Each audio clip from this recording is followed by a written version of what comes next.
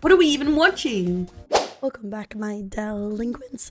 Still a bit rusty sounding here, but on the road of recovery. We are watching This Is the Funniest Animal on Earth, I'm sorry, by Casual Geographic, and I'm gonna assume it has something to do with funny monkeys.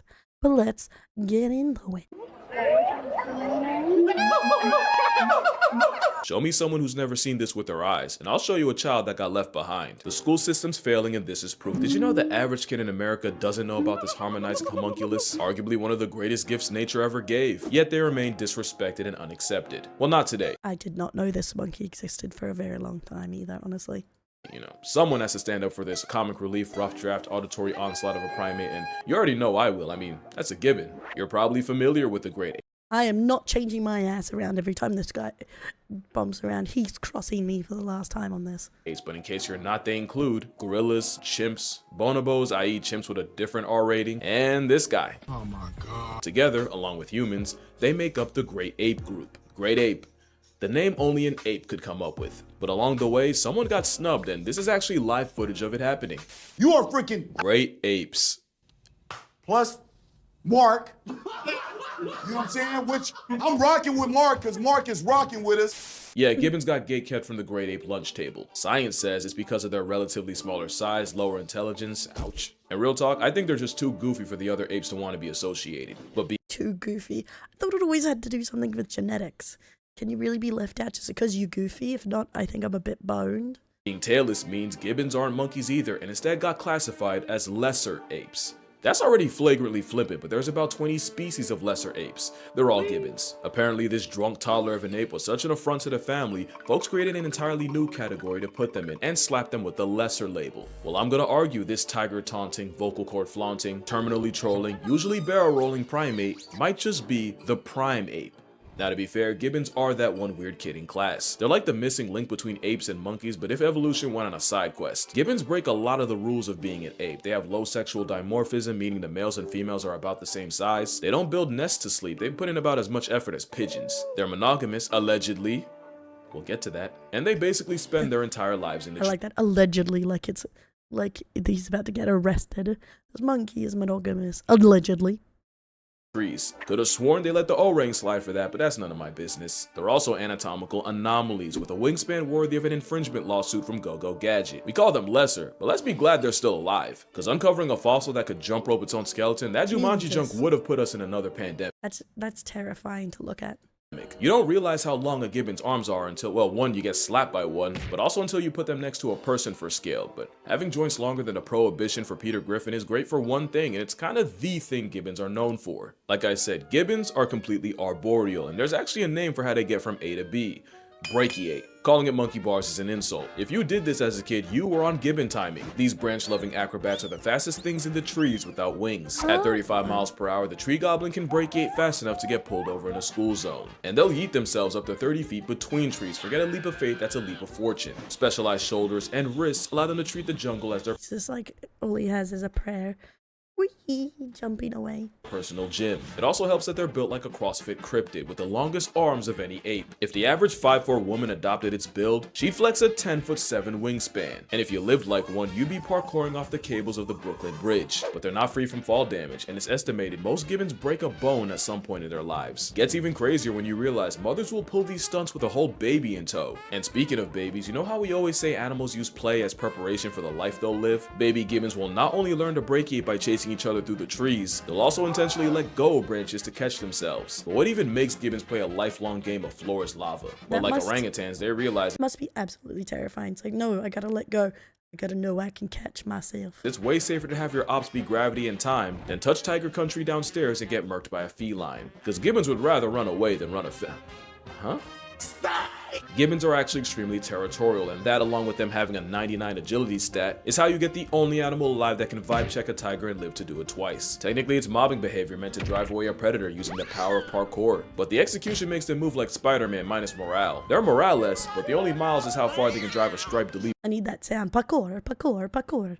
over but this. crazy. Show me a great ape that can taunt a tiger. Many have tried. Most have died. A whole apex predator and twig ninja just ear pulled them like a delinquent. And they don't play favorites. Gibbons have also been recorded harassing clouded leopards getting too close, although I'm pretty sure that one was trying to sleep and got hit with the long arm of audacity. Because if you think they only use their powers for protection, Gibbons are the most unapologetic trolls in the animal kingdom. We told them they're the great ape's little brother, and now they done made it their personality. No other way to explain this. Porcupines are better protected against lions than versus. That is such little brother behavior, honestly.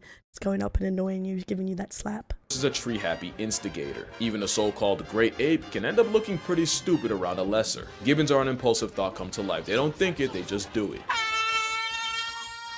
Fun fact, this is the Memphis Zoo, that's Ringo, and they even warn you to stay off the glass because he'll literally injure himself trying to jump scare you. You know nature made you cracked when you're the only mammal alive that can go band for band with a cat. With Oh my god, when he's so like committed. Like, yeah, he'll hurt himself trying to troll you. zero regard for feline rights, you've never seen a cat this outmatched. And they'll easily play Matador with your dog. I love it because there's no scientific reason for them to be like this other than Gibbons are all about the dickery. Except with mice. You know, put a mouse in front of them and things suddenly stop being funny. But with arms like that, they'll always keep it humorous. But there is one animal that forms the most unlikely friendship with them.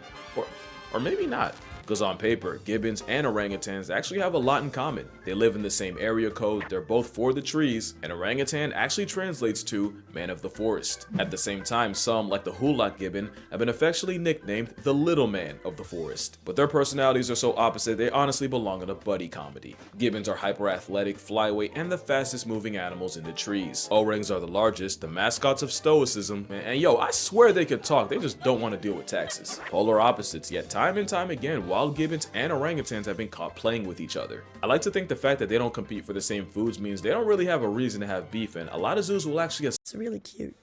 They just hang out together. assign them together as roommates. Another reason orangutans are chill like that. If gibbons suddenly get accepted into the Great Ape Club, I think you know who pulled the strings for them. And you think orangs would find a sentient sugar rush annoying, and that gibbons might find Bigfoot's understudy intimidating. But not only do they play with each other, they even trust each other with their own children. Orangs have quite the obsession with baby gibbons, and gibbons really be rocking with an infant Cheeto ape. There's even one gibbon in the Brookfield Zoo that'll leave his enclosure just to visit the orangutans next door. But there's at least one other ape gibbons bond with. In some places, wild gibbons will actually become habituated with humans to the point where they'll regularly drop by and groom their favorites. Galia was a Hulak gibbon who Aww, they have their favorite humans. was famous because every day, she'd come down from the trees, hobble over to the locals, and provide a free hour-long salon service, starting with Bhupeshwar Ningda, the man who protected her as an orphan. It hits different when you realize grooming is how gibbons reinforce social bonds in a family. Now it is bittersweet since it likely took her entire actual family getting put on a shirt for her to get to that point, and we'll get back to that. But I'd say that's pretty damn great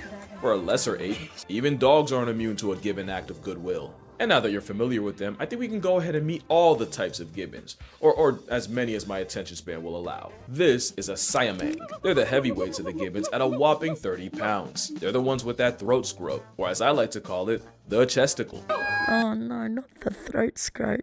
No. It's a pouch that works like an amplifier to broadcast their call. And clearly nature had an off day when it spawned a frog monkey that looks like one of Ben's 10. As much as I like them, this would be terrifying to have fly over your head. It's a reminder that even the comic relief of the apes could scramble Yeah, that would actually be kind of scary looking. Just over the top of your head, just the blackness. The trees. your face if they really wanted to. But I think nature knew it animated Slenderman's shadow a little too well, cause it went ahead and gave them the most unserious vocal stim you've ever heard.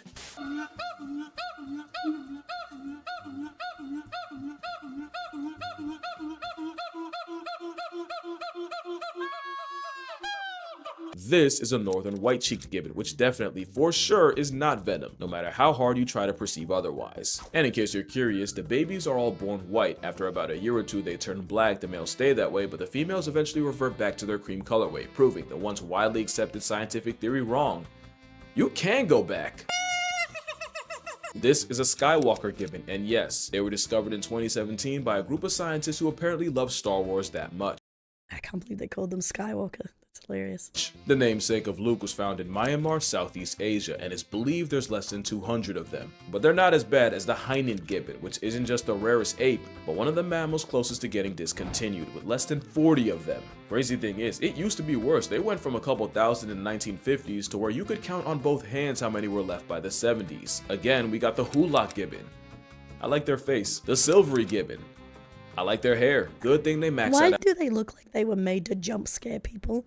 Like from behind bushes with these faces? Jeez. at 2 feet. Any taller, we'd be having Yeti conversations. And lastly, the pileated gibbon, because in my opinion, they have the coolest call.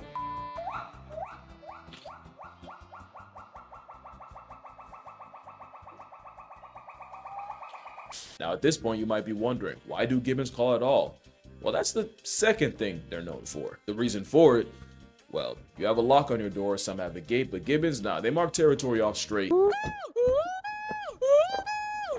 It's actually the same reason male lions roar, to tell outsiders that they best keep it that way. Except gibbons will often do it as a duet, and sometimes they'll get the kids involved and make it a family matter. And they'll usually do it in the crotch of dawn, and if you live next to a zoo with gibbons, you've definitely heard it. And remember, they're territorial, so if you hoot back at them, you might just end up going band for band with a broadcasting tree siren. Hey, yeah, post-production cashier, don't do that. Not only will you offend them, it's like showing teeth to a gorilla, but gibbons are Oh, scary. Imagine a kid just going ooh, ooh back and getting their ass kicked. capable of doing something about it. In 2011, a gibbon escaped a Malaysian zoo after being taunted and severely mauled a child, and while I will spare you all the details, I will say his mom had to carry pieces of his thigh in a plastic bag. The odds are low, but they're not zero. So yeah, best keep the singing to the Jesus, that monkey kicked his butt. Quite gibbons. literally. It's a big deal for them. They spend actual years of their lives perfecting it. It's very much giving albatross marriage dance. In some species, mama gibbon will help her daughters practice with their version of singing lessons, where the daughter tries to match her mother's pitch. For male gibbons, they learn by imitating the male figures around them. After years in the lab, they're able to come together and make the sound you've heard in every movie's jungle scene ever. There's something about the fact that males and females spend years perfecting their songs, and when they do come together, the songs just fit each other perfectly. These duets become a verbal vow renewal as the songs help reinforce their pair bond. And that's the third thing gibbons are known for. They're the only apes that are monogamous. Can you imagine? Aww, they sing songs to each other to like renew vows. That's so sweet. A gibbon seeing another gibbon and just making it work? No other ape, not gorillas, chimps, definitely not bonobos, and you know most humans ain't about that. Entanglements be damned. Except, yeah, about that. So the whole monogamy thing came from researchers watching a group and witnessing a couple only getting active with each other. Except what they didn't realize was by being around these gibbons constantly, the gibbons eventually got used to the people and would get way closer than they usually would. The problem is the other gibbons that weren't as chill with humans would see this and treat the human habituated gibbons like the plague and avoid them at all costs. Honestly, good for them. But if Ew, they touched a human. That's gross. gibbons do mess around on their partners, the researchers basically block them from doing it. Also, any cheater can look loyal for the weeks or months the researchers spent watching them. So, Ryan Palombit decided to study a gibbon family for 6 years, and this time, instead of habituating themselves to just one pair, pretty much all the groups in the area were habituated, meaning they could truly study gibbon free will. And when I tell you it was Real Housewives of Indonesia out there, I'm gonna tell you a story, but it will get messy, so I'm gonna need you to lock in or you will get 6 years lost. studying a monkey, crazy. So it starts with 2 gibbon families. Each one had a subadult, basically a teenager, and one had a teenage male and the other a teenage girl. And we're still talking about gibbons. Both teenagers left their respective families, got together, and found a new territory to live in. And that's when stuff got weird. Cause the teenage guy gibbon also had 2 younger juvenile brothers, and for reasons beyond me, they moved in with Big Bro and his girl. To Palombit, that was already cause to pause, but it got wicked once the adult male from the female gibbon's original group, i.e. her father, disappeared.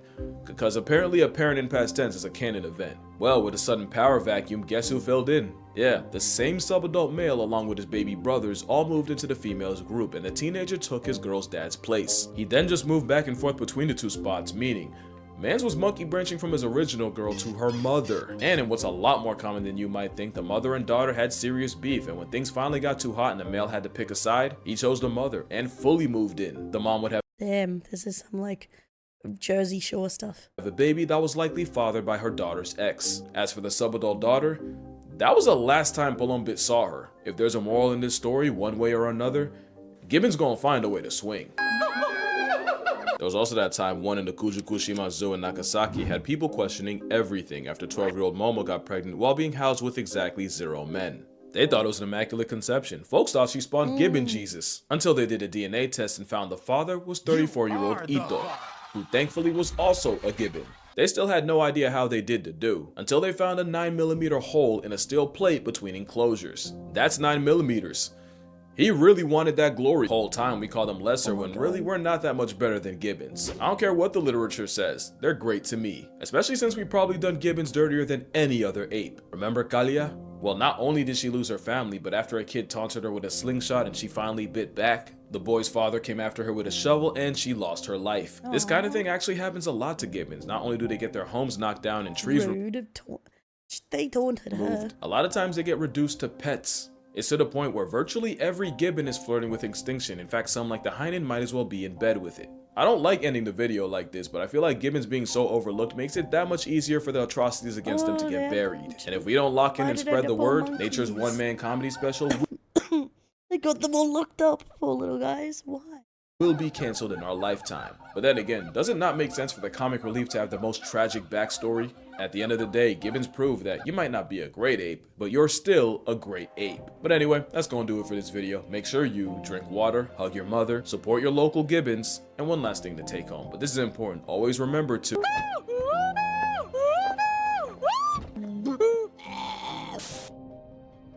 That sound.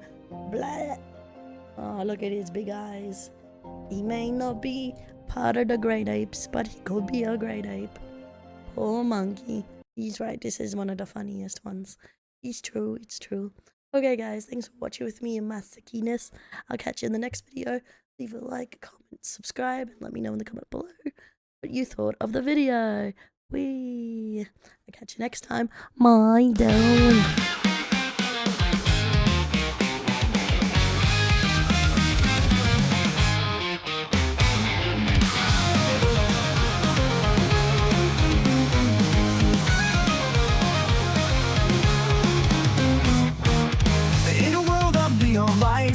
Till the body shines so bright.